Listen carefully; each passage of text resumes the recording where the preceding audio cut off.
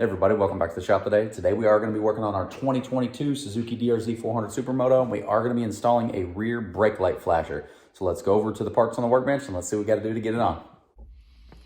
Okay, so we did get this package from TST Industries, and these should fit all year DRZ400 Supermotos. Here's a harness and there's your part number. And here's the actual modulator.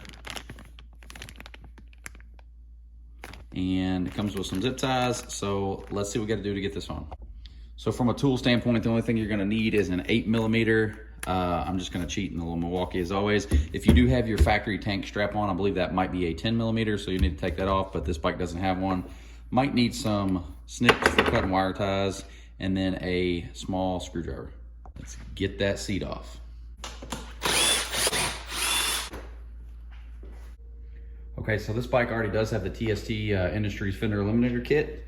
So this might look a little bit different than your factory setup. As you can see, I have those other connectors on there, but the only thing I'm gonna do is disconnect this white plug. And once that's disconnected, we'll hook up our TST Industries plug.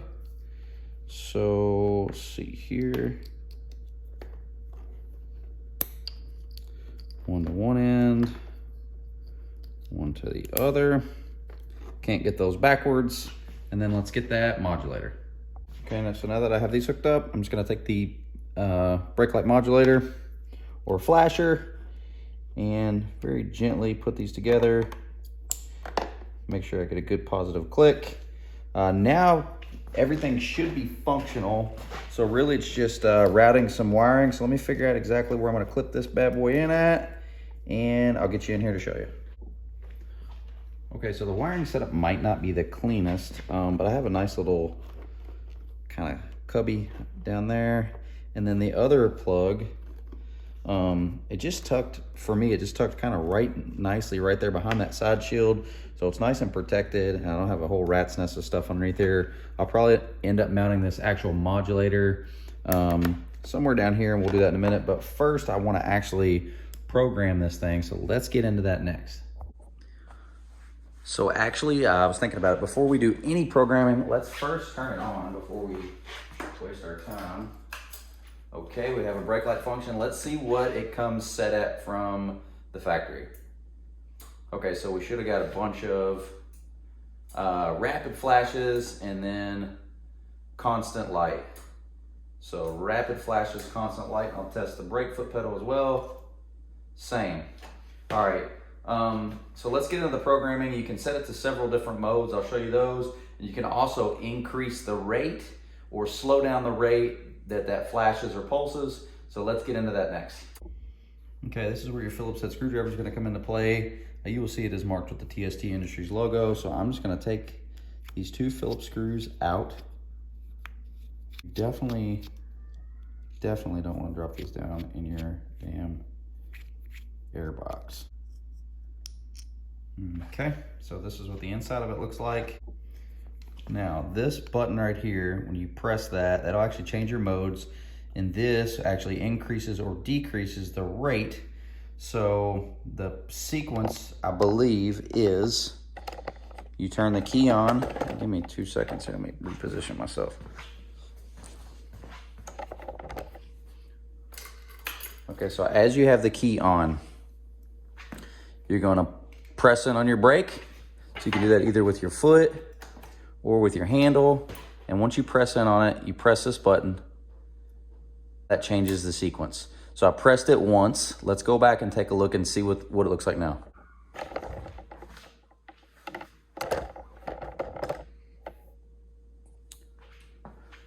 Okay, so if you hold the brake and you press it on the button once, it changes it to constant flashing. You press the button again, it changes it to flashing and then a constant. And then if you press it again, it goes to a flash and then a solid. So that's the mode I'm actually gonna run. Now we just need to adjust the speed. So to adjust the speed, the only thing you're going to do is turn this. It's actually pretty quick. So I'm actually gonna turn it down. I have no idea how much it's going to change it, so let's go see what that did. All right. Oh, that's way too slow. So I'm going to turn that clockwise. See what it does. Still too slow. Crank it clockwise a little bit more. Yeah, I think I like it about right there. No, crank it up a little bit more.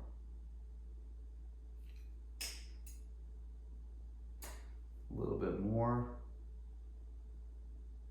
And this is fully customizable or adjustable to how you like it. Okay, I think I like it right there. Just enough to get somebody's attention. Yeah, I think that's where I'm gonna run it. And the only thing I'm going to do, now that I have all my settings done, I'm gonna put my cap back on.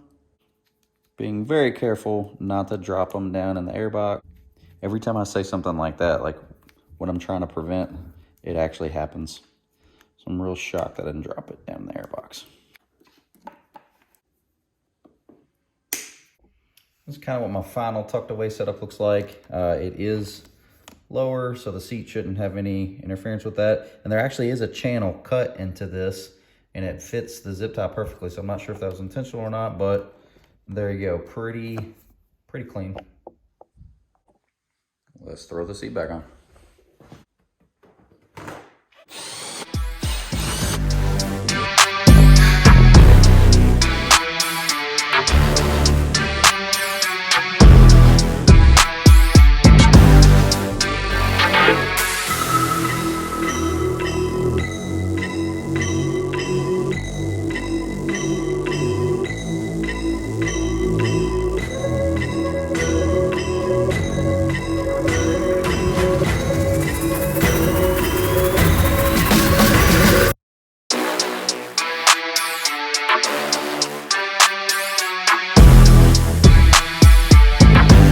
That was the rear brake light flasher install, or they call it a modulator. But yeah, that's from TST Industries. And keep in mind, that does have a fail-safe built into it. So if the actual modulator itself goes bad, you still have all of your rear brake light function. It just reverts back to factory. So that is good. Just in case that you do have a failure, you don't want to not have a rear brake. So you won't have to worry about that with the TST Industries product. But yeah, if anybody has any questions about that, please let me know. As always, I appreciate everybody for watching. Until next time, thank you. Take care. Flasher, fast flasher. Flash faster, flash faster. Everybody, that was it. This should fit all year.